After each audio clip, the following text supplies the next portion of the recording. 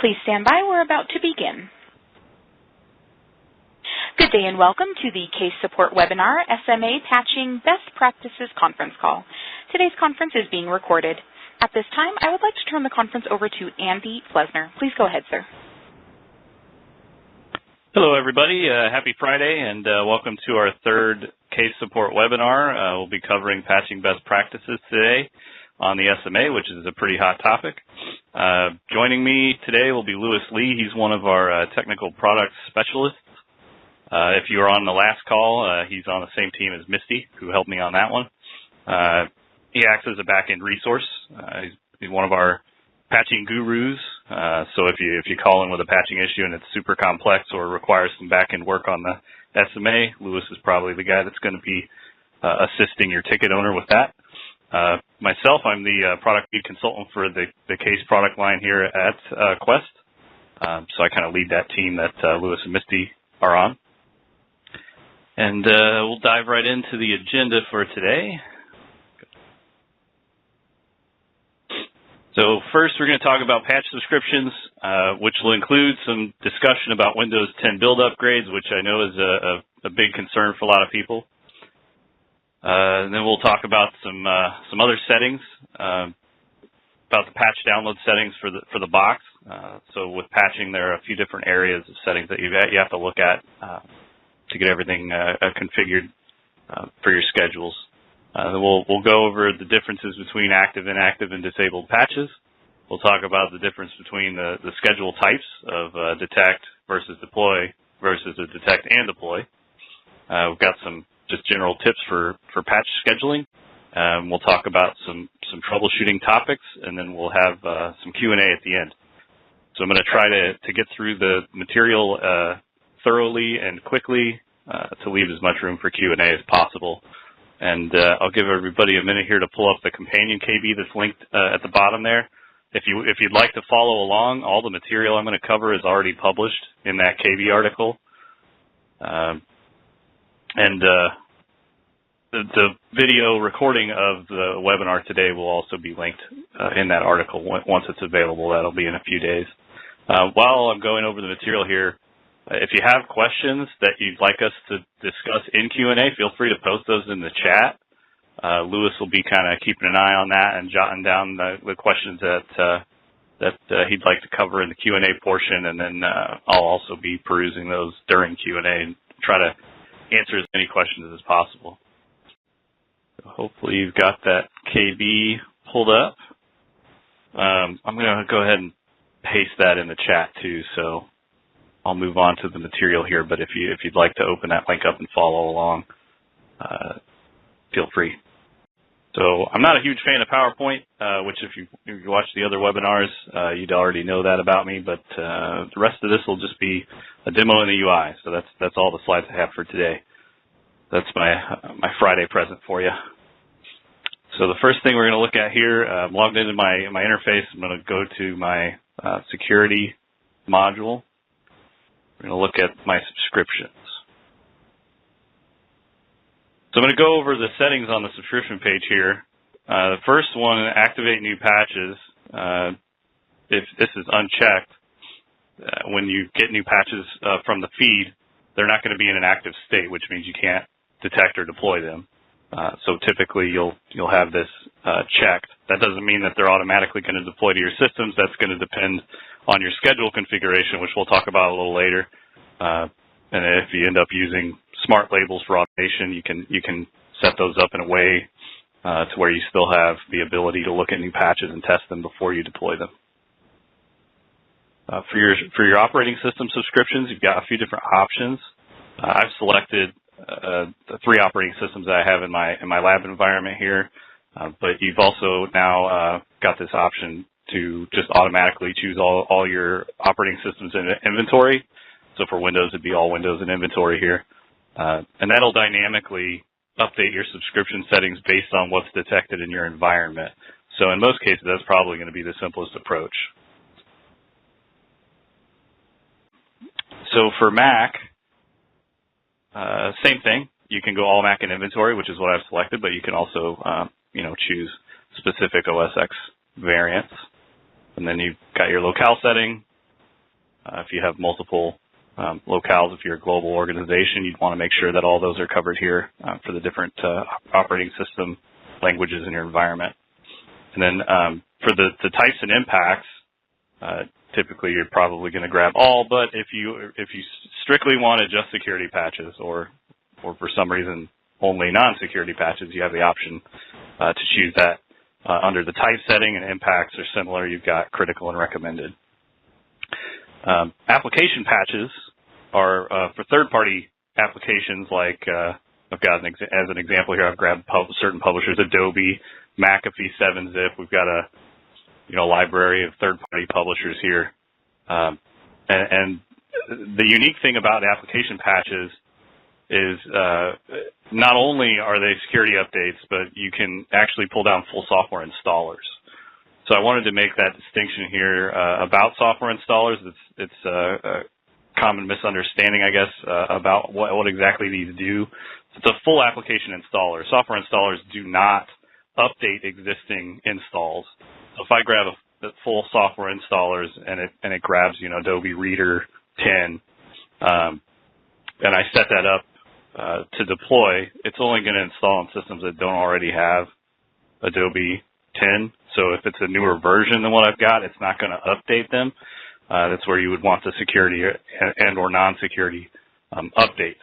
And the danger with the go back in there. The danger with software installers is if you set them up to go to, let's say, all devices, it doesn't discriminate. It's not going to only look at systems that already have that software installed. As I said, it's not an update, so it'll actually install it. So if I do a software install push to all my devices and it's for Adobe Reader, then every single machine in my environment is going to get Adobe Reader. So you have to be careful with your schedules. Make sure you use labels appropriately. And then as with OS updates, you've got different impacts here. Now, I said I wanted to talk about Windows 10 build upgrades.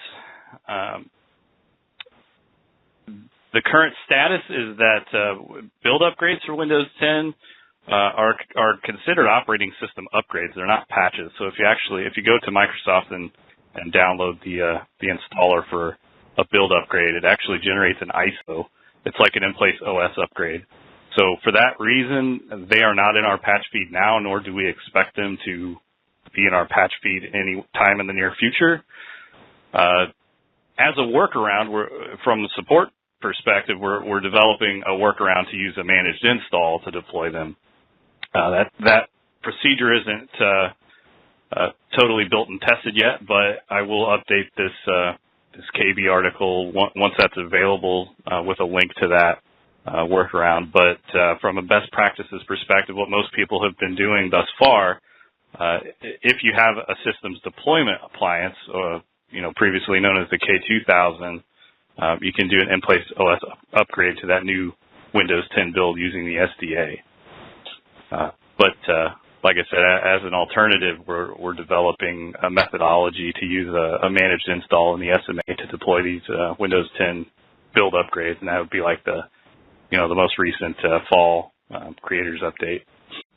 So down under advanced options here, another thing I see commonly in terms of misconception of the configuration is using labels.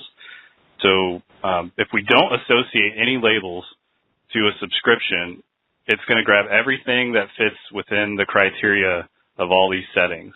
It's going to grab everything that's Windows XP, Windows 7, Windows 10, all my Macs that are all types, all impacts, and then it's going to grab these specific application patches. If I set an associated label to this subscription, it becomes an enforced whitelist. So if I set up a label that says, or set up a smart label that includes only Windows 10 patches, and I apply that here, then it's not going to grab any Windows XP patches, any Windows 7 patches, any Mac patches, unless I set up more labels to include those and associate those here. So once you use any labels on a subscription, it's going to only allow for things that fall within those labels to be downloaded. We've got another option under advanced here to disable Windows embedded patches. fairly self-explanatory. It just excludes any Windows patches for embedded OSs. Next option is inactivate superseded patches. Normally, you would want this checked. Let's say Microsoft comes out with a patch that supersedes an old one. All this does is deactivate that older one so that the newer patch is going to be the one that's deployed. Detect disabled patches is another somewhat self-explanatory option here, but if you have patches that are disabled and you want to detect them, you can check this box and it'll still allow the detection of those disabled patch signatures, but it will not allow them to be deployed. If they're disabled, they still cannot be deployed. But by default, without checking this box, anything that's a disabled patch is not going to be even detectable. It won't use those signatures. We'll move on to patch download settings. So I said there are a few different areas in the box where you've got to configure patching. So at the org level, it's going to be the subscription. But at the system level, it's going to be the patch download settings. So the subscription basically tells the server, these are the types of patches that I want.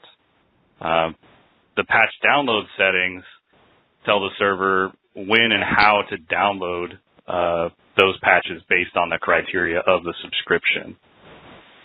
So at the system level, under settings, you'll have patch download settings. This is where we tell the box when and how to download those patches. Configure, in terms of terminology, this isn't exactly super clear. But the configure section here is for patch payloads, so the files, the MSIs, the MSPs, all that. This won't affect the download of signatures. Signatures are always just downloaded based on this schedule here, and it's going to download every signature that is part of that subscription. Configure is, like I said, payloads, and that's going to be determined by the files schedule down here. So files and configure are directly correlated with each other. If we disable this, it's never going to download patch files. It'll never download those payloads. But we'd still be able to detect patches. So if that's your end goal, you don't need to estimate to deploy anything. You're using WSUS or something to deploy patches. You could still use it to detect patches that are installed, and that would again be based on this signature schedule. So unless we set this to none, in which case disabled and none, the patch feed's never going to do anything. It's never going to sync. The next option for patch payload download is all subscribed files, which is somewhat dangerous. I avoid it, especially in an environment with several operating systems in the subscription, because what this option does is downloads every single payload for every single signature that applies to that subscription across all your orgs. So if you have a multi-org box with several orgs and several different OSs subscribed in each, this is going to download patch payloads for all of them, and it's going to probably fill up your disk. The more efficient approach is to use files detected as missing, which is what I consider, probably the best practice approach to keep storage capacity under control, and more efficiently only download files that are actually needed in your environment. But when this is set, you can't effectively use the detect and deploy schedule type, and we'll talk about those in a minute here. But with files detected as missing, you typically want to do a detect job first, just detect, and then wait until your next scheduled file download, which defaults are every 30 minutes. We'll talk about that in a minute. I don't like that setting, but with files detected as missing, you need to do a detect first, and then a sync of the feed, and then a deploy. So it takes a little bit more configuration complexity than doing just a detect and deploy job, but it's a lot more effective and efficient. Delete unused files after X number of days. Again, under the configure section here, we're strictly talking about patch payloads. So if I have an MSI that hasn't been deployed in my environment for more than 30 days, this tells it, okay, delete that from the disk. It's wasting space. None of my agents are downloading this payload. So just a little cleanup option there. Now, the offline update section here is for offline patching using SMAs. So if you have an environment with like a dark net or some sort of private network where the K1 or the SMA cannot get out to the internet, and you still want to be able to update systems on that network, you'd use the offline update option, but it requires more than one SMA because one has to be the source, which is going to download all of the files, and then the other one is the target. So the offline box would be the target. When you check this box and set up an online source, all it does is after it's done syncing, it generates a tarball file with all of the patch info, and it gets spit out onto the Samba share.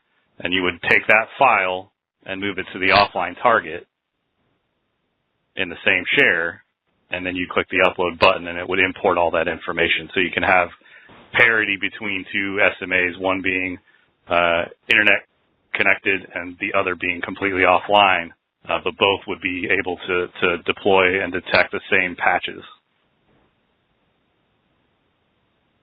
So the signature schedule default is once a day, and that's what I would consider best practice. It's usually in the middle of the night sometime or early morning. Preferably for file download, I like after signature download. But when I've got my signatures set to once a day and my file set to after signature download with files detected as missing, what that means is I've got to have at least a day between my detect jobs and my deploy jobs. That would allow for the detection to run, all my agents to tell the server what patches they need, then the signature and file sync run, at 3:15 a.m. in my network. Then the next day my deploy job runs, and it already has all those files, all those payloads. That's probably the most common scenario I see with customers, and probably the most effective. Another option you've got with the file download is if you do have network bandwidth issues or restrictions, you can set a blackout window. So if for instance, you had it set to check every 30 minutes for payloads, you could say, don't do it between this hour and this hour of the day because I don't want to burden my network with that traffic. But again, I don't recommend doing this. You would have to if you did detect and deploy, because if you do a detect and deploy, it's going to detect what it needs, tell the server, hey, I need this patch, and if it doesn't already have the payload, the agent has to sit there and wait until the server has it. So with detect and deploy schedules, you would want your file sync to run frequently enough that the agents aren't going to time out during the job because they're missing a patch, right? But again, I prefer the separate detect and the separate deploy, and there are other reasons for that, and we'll get into that in a minute here. So the next thing I want to talk about is the difference between active, inactive, and disabled patches. I don't really have anything to show in the UI for that. It's more of just a differentiation between the types. So an active patch is one that can be detected and deployed. Simple, straightforward. An inactive patch typically is going to be a patch that's been marked inactive because it's superseded, and an inactive patch cannot be detected or deployed. A disabled patch, similarly, cannot be detected or deployed unless you have that box checked that we saw earlier on the subscription page that says detect disabled patches.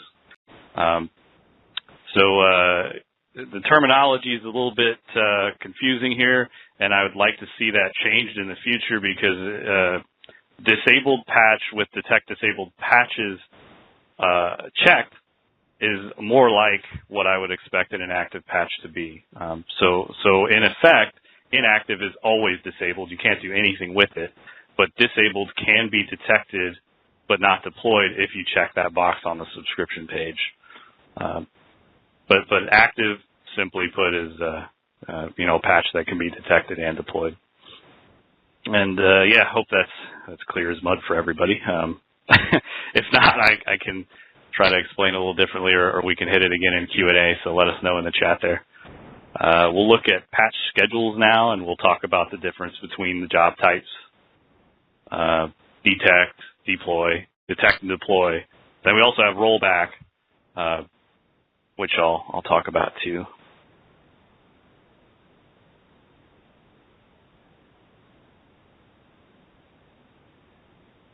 So I've got a couple schedules set up, but I'm going to go into a new one here so we can go over the options. I'll just throw in a name here.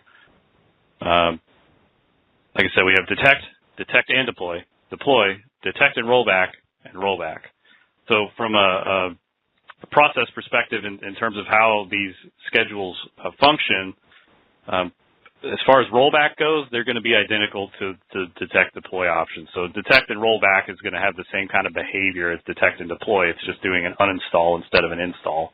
And rollback is going to have the same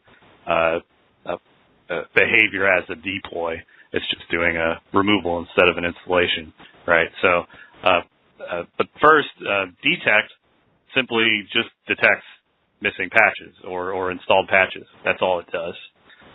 But again, that gives the server the information it needs. If you have the patch download set for only patches that are missing, the detect has to run to tell the server what it needs to go grab in terms of payloads.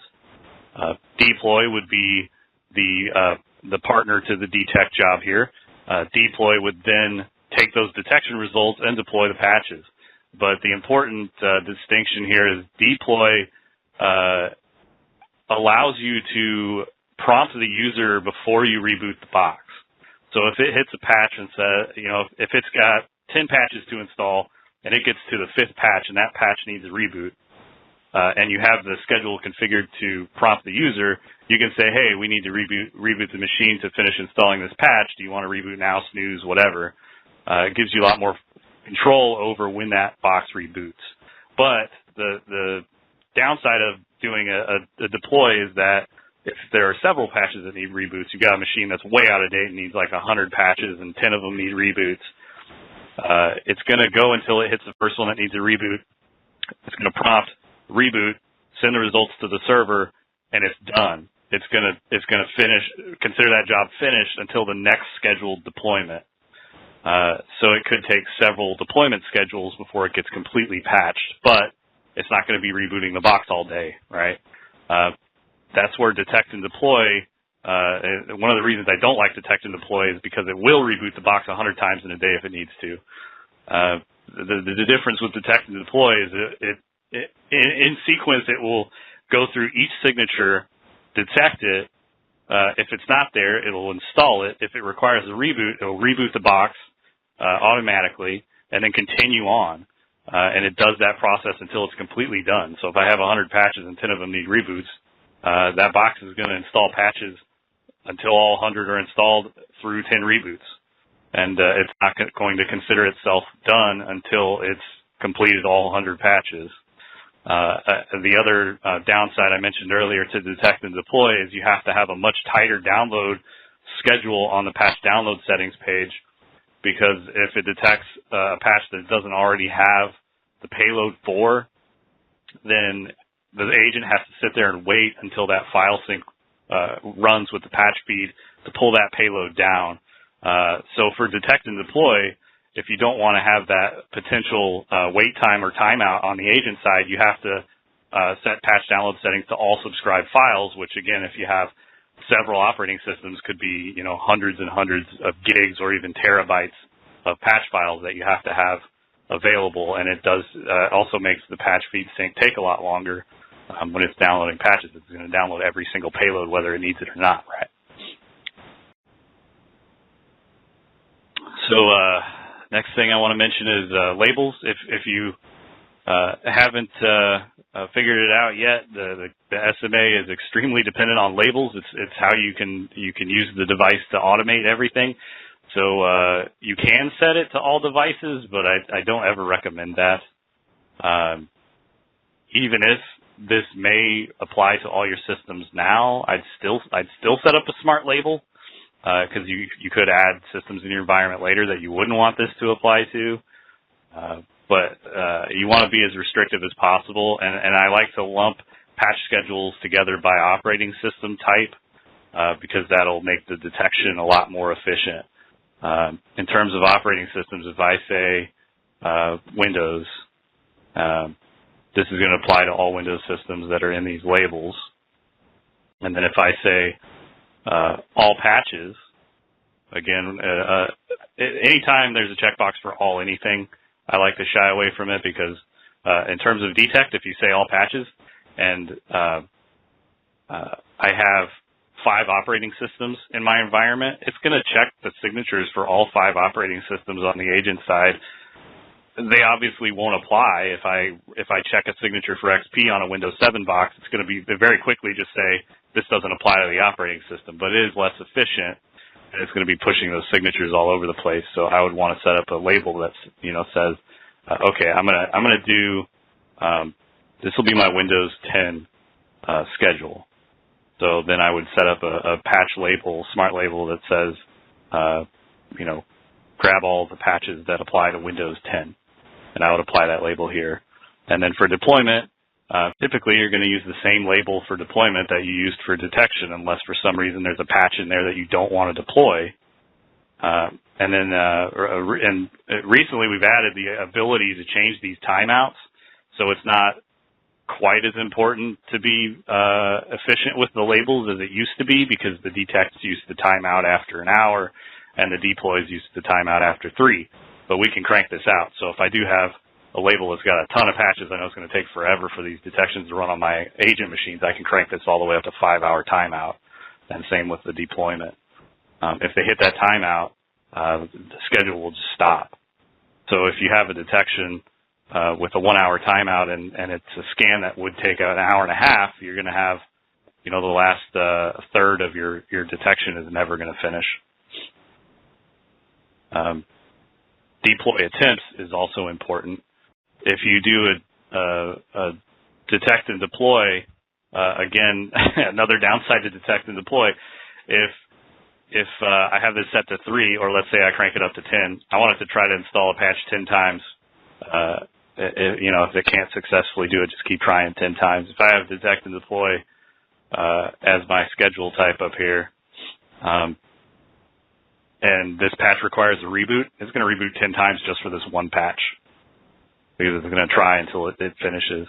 Detect and deploy is kind of like you're given the agent free reign to just make sure the box is completely patched, so it's going to go nuts until it's done. Notify option, again, if I want to make sure that my users are getting the ability to snooze a reboot, I can do that here. You got your timeout is going to be how long that prompt sits there. So if they're away from their desk and the prompt pops up, it'll sit there for 15 minutes. You can change this value, obviously. A timeout action is what it's going to do if they don't respond within the timeout. So in this case, if I have it set to OK and they don't do anything in 15 minutes, it's going to say, oh, okay, I'm going to reboot then, right? Oh wait, no, sorry. I'm getting ahead of myself here. That's reboot option. Notify is preemptive. So this is the notification that says I want to install patches, but same behavior that we'll talk about in the reboot section. So if they don't respond in 15 minutes, it's going to go ahead and start the patch job. If they say, if I change it to snooze, it's going to snooze, and then it'll use the snooze duration, and then we can let it try, up to 5 times, or we can change this. This is to get the job started. You've got your initial message, your in progress message, and your completion message. And then down in the reboot, similar behavior, but we can set it to either not reboot at all, ever, and this would just basically stop the schedule and wait for a reboot. which this is the best practice approach actually, and a recommendation for servers. Typically for servers, you have a maintenance window and you want to control reboots. So for server schedules, you probably want to set this to no reboot, and it'll install patches. If it gets the one that needs a reboot, it'll just wait until your weekly or monthly, whatever your maintenance window reboot is. And then on the next schedule run, it'll continue doing whatever it needed to do. Prompt user would be probably what you would use for client systems. You can set it to automatically reboot if nobody's logged onto the box, which is probably okay in most scenarios. You've got a reboot message, your timeout, and then here the timeout action is what's going to happen if they don't do anything. If I set this to 15 minutes, somebody left their desk, they don't respond in 15 minutes, and I set to reboot now. If they had a bunch of stuff open that they don't want to lose, then too bad, their box is going to reboot. So this is kind of a dangerous option. You may or may not want to use in your environment, but you can also set a reboot delay. So I can say if they don't respond in 15 minutes, then I'm going to do a reboot delay of 60. So it'll do a countdown and reboot after 60 minutes. Or reboot later, which is just, okay, they didn't respond, I'm not going to do anything, I'll prompt them again. And then you can set a number of prompts and the reprompt interval. But again, if I set reboot now and it gets through the timeout 5 times based on this configuration, which, reprompt interval 5 minutes with a timeout of 15, 5 times, that gives them a lot of time, but still at the end it's gonna force a reboot if I have this set. And then for scheduling, pretty straightforward. This is how often you want the schedule to run. Like I said, normally detect job you would want to run before a deploy if you do separate your jobs like that, and at least have one subscription feed sync between them. So if I want to run my detect jobs on Tuesdays and I have a nightly patch feed sync, then I probably want my deploys to run on Wednesdays. Or you could have the deploys run every day if you want. They're only going to deploy something if something's detected missing. So if my detect is once a week and I schedule a deploy for every day, then that does leave time for systems that are way out of date to run through several cycles of deployment to get up to date before the next detect job runs. So you can, that's going to depend on your environment, how you want to approach that. We did add recently the ability to do like a detect on Patch Tuesday, which was a big request. So you have this custom cron field where you can use cron scheduling, but in FreeBSD, which is the operating system the SMA runs on, it's not possible to use a custom cron schedule to say only the second Tuesday of the month. So we actually added that option up here, and I can say, check my feed or run a detect on the second Tuesday of every month. So I can run my, if this is a Windows scan, I can run it after Patch Tuesday. Your time zone selection here is just whether or not you want this time schedule. If I say every day at noon, do I want to use the time zone of my SMA or of the agent? If I wanted to run it, in the middle of everybody's workday at noon, regardless of their time zone, I would say agent. So it's going to reboot. It's going to install at noon their time. Otherwise, servers, obviously, it's going to use the time zone of wherever my server is. Run on next connection if offline. If the schedule is set at noon and user X's laptop is shut down at that time, they powered it down, took it with them to lunch or something, and they get back at 2 o'clock. If I have this box checked, as soon as their system connects to the network and hits the SMA and says, "Hey, I'm an agent, I'm here," if it missed that schedule and this box is checked, it's going to go ahead and run that schedule. And you can set up a delay here. So if you have, and this is more for instances where you have maybe hundreds or thousands of systems that are shut down at night and they all come online at 8 a.m. But I still want them to run a schedule if they missed it. You can set up a delay here and kind of spread that out a little bit, and a timeout as well. Yeah, I kind of went over the patch schedule tip section as I went over this page, and I'll talk about some troubleshooting topics here before we move on to Q&A. The first one is PowerShell. PowerShell is a requirement of the agent as of 7X. It will be going away, I believe, in 9.0. Don't hold me to that, but I'm pretty sure that's the plan. We added a dependency for PowerShell, and we decided that we didn't like it, so we're going to get rid of it. But as of 8.0, you have to have PowerShell installed and functioning on the box because it's used by the patching mechanism, and a lot of other functionality in the agent requires PowerShell at this time. So if you have issues with something that isn't working, whether it's patching or some other aspect of the agent, make sure PowerShell is installed and functioning on the client system. Inventory and patching are heavily reliant on PowerShell. I've talked about it in some of the previous sessions, but replication shares are awesome, especially in terms of patching. So if you're not familiar with replication shares, you can set up systems designated on your network. Typically, I see this in a segmented network where you have a company with like 100 branches, and each one has their own DC or file server, something like that. You can specify a replication share, and it's basically an agent that downloads all of the payloads from the server and stores them locally for a subset of machines, which is going to be based on a label. But if I wanted to do a subnet or something, I could say, all these machines on this subnet are in this label, and I'm going to apply it to this replication share. And then they would all go directly to that local system instead of back to the SMA to download patches and whatnot. So you can much more efficiently manage patching over a large network using replication shares, and you can even specify specific operating system patch files that get synced to the share. You can choose whether or not to allow those agents at that site to fail over to the appliance if the replication share goes down. If this is unchecked, they won't.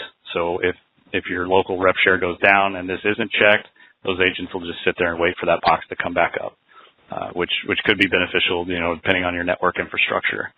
But yeah, replication shares are a great tool. If you use them in a large environment that you use patching in, and help desk especially, you'll improve performance on the server most likely by using replication shares, just for the fact that the agents won't all be hitting the web server on the SMA to pull patches down. Patch testing is important, and as with anything else from a sysadmin perspective, rolling something out to thousands of machines without testing is probably not a good idea. Even patches that come from Microsoft can blow things up sometimes. I'm sure most people have probably run into that. So we recommend setting up some schedules for smaller subsets of machines to test new patches before you deploy them network-wide. And that's just kind of that's not necessarily an SMA best practice as much as just in general a software deployment best practice. Some troubleshooting notes about the patch download. I'll go back to that page here. So if I get some sort of failure, updated is good. If I get some sort of error on the signatures or the patch file status, it could be caused by a number of things. The first is that the patch feed requires a valid license for the SMA. So if you recently had your license renewed or it recently expired or something, you could have issues with the patch download sync. So if that happens, there's an option under the appliance updates where you can apply a new key, and then you've got this button here to validate the license. If you have patch feed issues and you get a license error, the first thing you'd want to do is validate license. It forces a sync with us. And you can also apply a new key here if you just recently renewed. and that should resolve any licensing issues. If it doesn't, you would want to contact support. And the next thing would be whitelist.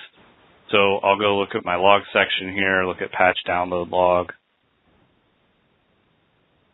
Patch download log is the log for the patch feed sync. So if you see errors in here that say like it can't download a particular file, you'd want to make sure that you've got all the appropriate whitelisting done.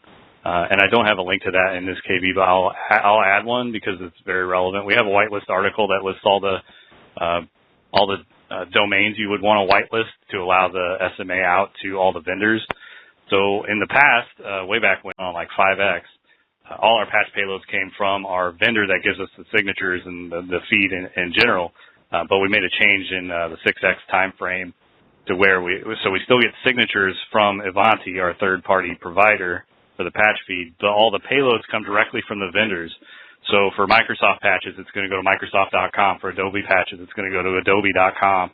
So especially with third-party patches, you may have a lot of URLs you got to whitelist.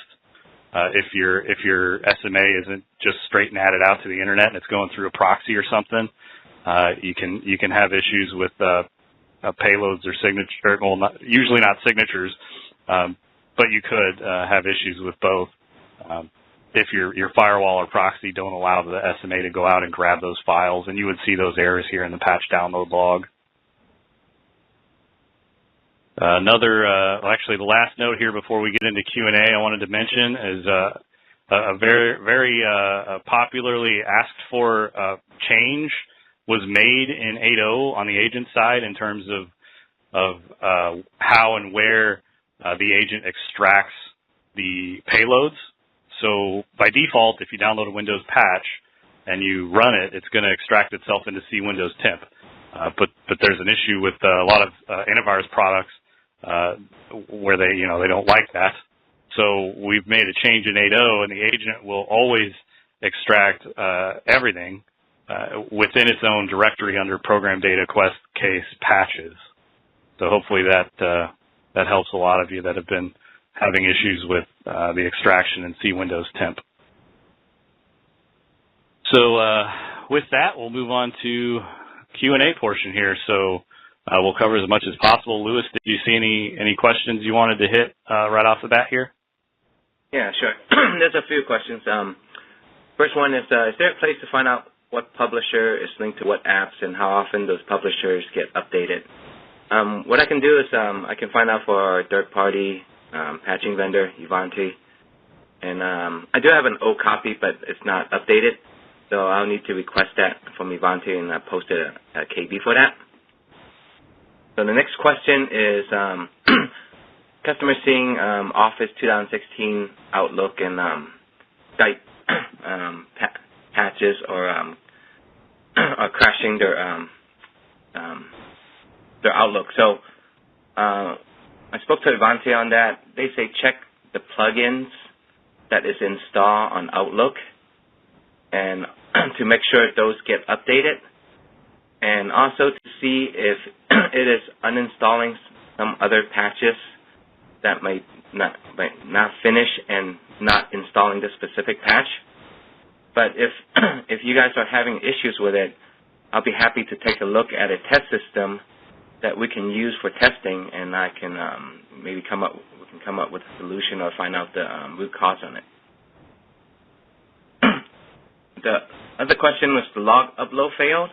Usually that means after patching, detection or deployment is done, it's usually it's not able to upload the results back to the K1000 server.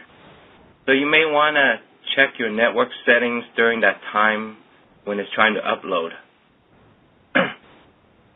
The next one is, I know Cylance is a popular antivirus. Do make sure that, like what Andy said in the previous slides, is to make sure that the PowerShell scripts are not being blocked, and the C Windows temp for older versions, such as 7.0 to before 8.0. I know 8.0 we don't use C Windows temp anymore to run the detection cache and also the deployment. the deployment of the payload. I wanted to jump in here real quick. I saw a couple of people asking about K2000 webinars, and I just pulled up the page here. This 235105 KB is the landing page I'm using now for these webinars. So if you check back on that, I'll post that in the chat too. We are planning on doing some K2000 SDA webinars as well, and I think the first one topic's not set in stone yet, but they're going to go over backup best practices on the SDA, and we don't have an exact date yet, but I'm hoping to do that one in like mid to late January probably. But just check back on this page once it's scheduled. You'll see the schedule here and have a link to register. But for the SMA as well, we don't have the next topic or schedule set for the SMA either, but it'll probably be again mid to late January. We'll probably skip over the holiday season since most people, customer-wise, probably wouldn't want to attend during that time anyway. But once we have that topic and time, we'll post that on this page as well. So, sorry, Louis, what were you going to dig in there? I think the question is, what's the best way to check patch compliance success rate on devices that get patched? I think we have CAN reports, but I think our CAN report doesn't configure to supersede the patches. Yeah, well, with reporting, you basically do anything with the data in the database. Whether the wizard can do that or you'd have to use custom SQL, it's just a matter of developing that report. We do have some canned reports. I was going to pull up the list here.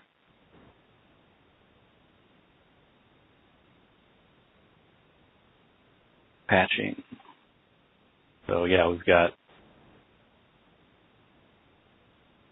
good selection of built-in reports, but if these won't do it for you, you can possibly get something built in the wizard, or if you're a SQL guru, you can dig into some custom SQL, or we have a professional services team that'll build out custom queries for you. It's like an hourly rate thing.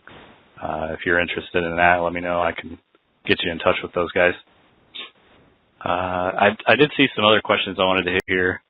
Can you speak to circumstances where you would or would not want to detect disabled patches? So the best, I think, scenario I've seen for wanting to detect disabled patches is, let's say there's a critical security vulnerability, and Microsoft sent out a patch like a year ago, but since then they've come out with a superseding patch, and I want to know which of my systems are vulnerable to the vulnerability. I don't care if they have the old patch or the new one.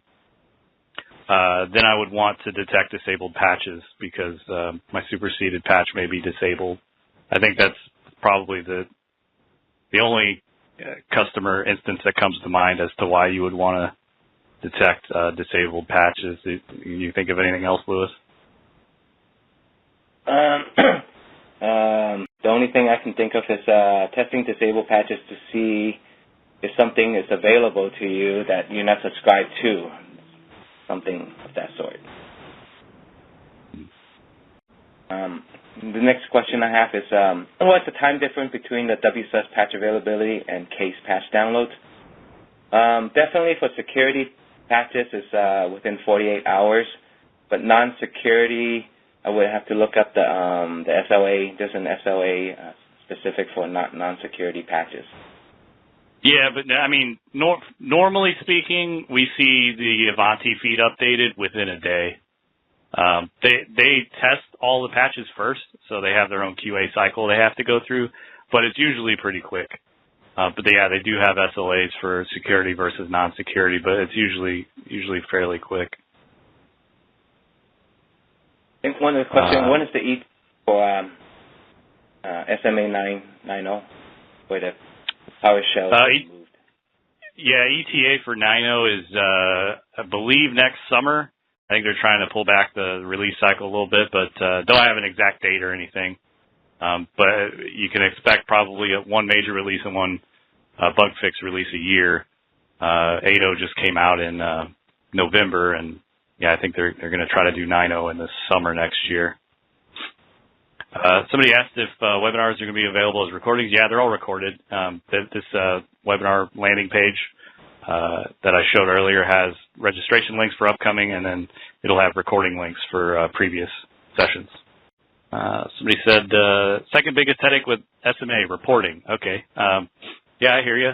Let me, Will and Mike, if you want to shoot me an email, I will. I'd be happy to hear what exactly your headache is with reporting, whether you've tried the wizard or custom SQL or whatever. I'd love to help out there. What is the easiest way to limit how many patches go at once? Meaning, if a system is really out of date and needs, say, 6 months worth of patches. Well, the kind of the best way, if you don't want to get really granular with setting up labels and different schedules, if you do a separate detect and a separate deploy schedule, as we went over earlier, the deploy is only going to go until it needs a reboot, and then it'll just kind of wait until the next schedule.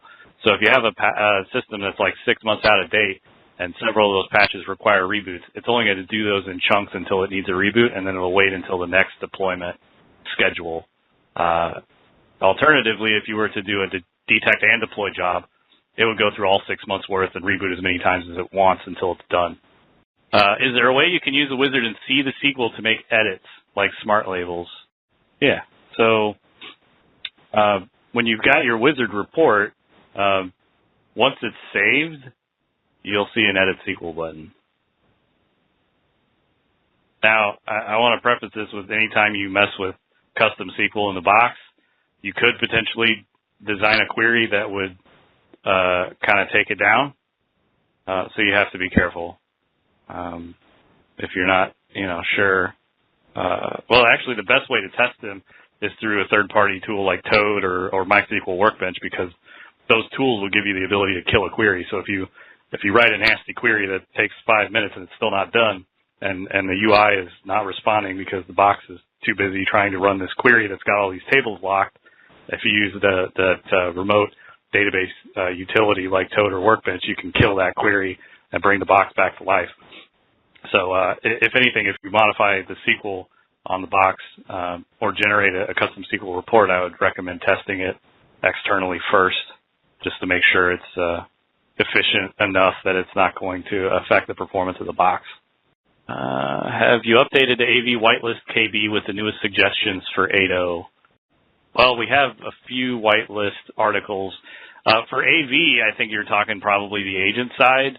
The only thing that changed on the AV whitelist side would be that the path, instead of being C program files del case and C program data del case, is now C program files quest case and C program data quest case, because we've rebranded the product entirely to Quest.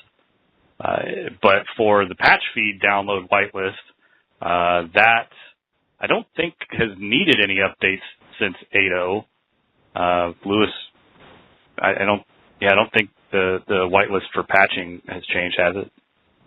I think it's just updated on the KB. I know I spoke to Misty and she updated for 8.0. Let me go find it and post it in the chat. Let's see. I'm digging through the chat here. With snooze reboot prompt, if users hit snooze and reboot manually later, does this register with case as rebooted? Yeah, it should. And you asked about whether or not it's designed this way. Yeah, if they snooze a reboot and then manually reboot it themselves, it should then run the verification phase and upload the results to the server, and you should see that it completed the schedule. If that's not happening and you have instances where they're manually rebooting and then it's not registering the reboot and verifying, then certainly contact us and we'll get a ticket open and look at that. Do the new third-party patches for Google, Firefox, Adobe Flash, etc. require reboots? That's going to be dependent on the patch. I haven't done a lot of testing with the third-party patches personally, but just the way the patching mechanism works, it's going to be determined by the patch. I think success 102 means the patch has deploy and it's rebooted. If you've seen that after the reboot and verification, the patch is still showing up as not patched, that could mean there's a detection error, and that, not detection error, there could be a deployment error of that patch. Or if it's installed, if you see Windows Update show that patch is installed, then it could be a detection error. So depending, Success 102 is not really an error, but it just tells you that the patch needs to be installed. Rebooted. I got another status question for you, Louis. Can you explain what a patch status of suspended means? Suspended is, can you go to the, this would be probably easier, if you go to the schedule, any security? Yeah, let me, detect, deploy, doesn't matter. Deploy. Go to the bottom. You know how it says, if you look at delay run after reconnect or end after X amount of minutes, it'll suspend. So there's a box that says end after X amount of minutes. So for example, right there. This one, yeah. Yeah. So for example, you put 60 minutes because you can only patch during lunchtime. So let's say this machine patch and it didn't finish after 60 minutes, and it's going to get suspended. And then what's the end result of that? I'm sure the customer on the next. Yeah. So basically, it gets suspended, and then on the next patch schedule run, it'll continue where it left off. Not sure. I've seen this a couple times in the chat here, Louis. Why does the timeout get interrupted if someone undocks their PC? Is it due to the changing of IPs? I would think it could be if it's switching from wired to wireless, right? Yeah, it could be. I haven't seen that before, but I haven't seen that scenario before, but it could be because it. Yeah, I've seen that in the chat a couple times. So if you have that problem where you're undocking and it's messing with the timeouts, please get a support ticket open so we can dig into that and see if there's maybe a bug there we can track down. And also the person who had the reboot loop definitely open a ticket with us, and we can check that out. It could be that it's not handling either prompting the user correctly, so it's rebooting continuously, or I'm not sure. I would say open a ticket and we can look into that. Oh, here's a good one. If a schedule has reboot if no one is logged on, we've seen people RDP'd into the box get rebooted automatically. Yeah, that's by design. So again, that's why probably the best example of why we recommend setting it to no reboot on servers is because, and speaking from myself being a previous customer, I ran terminal servers, and they're nothing but RDP sessions, right? So RDP sessions don't show up as an actual login on the console. So even though you could have 100 people logged onto a terminal server, it doesn't think anybody's logged in, and it'll reboot the box. So RDP sessions don't count as a logged on user. So if there's potential for that to happen, you definitely don't want to check that box to allow the reboot when nobody's logged on here. I think one of the common questions I see lately is how many machines that you can deploy out or detect and deploy. And I see some people have 1,400 computers, they can do it. I think it's basically what it comes down to is a couple of factors. Like one, okay, let's say you have 250 machines, but if you're going to deploy one patch, that will be fast, right? It's going to detect one patch, and it's going to deploy one patch. So if you're doing 250 machines and you're doing a detect all and deploy all, let's say you didn't put a label and limit how many patches you're downloading. So it's just going to go through all the list of patches that was downloaded, and it's going to deploy all applicable patches. So it will take longer if you do a detect and all deploy all. So I mean, the rule of thumb is probably 550, and depending on your labels that you're going to use, probably if you want to use minute labels, then it's going to be faster. I mean, detect and deploy all, it's going to for one machine, it's going to take a longer time. Feel free to add to that, Andy. Yeah. No, I think you covered it. We're a bit over time here. I want to hit one last question I've seen posted several times here. I want to make sure we hit this one. Can you outline an ideal patching routine for a Friday night deployment schedule? So, yeah, the example that you used there, Patrick, sync the feed on Wednesday, do a detect on Thursday, and then a deploy on Friday. You would want, well, depending on how you set up your patch downloads, so we'll go back to that page here.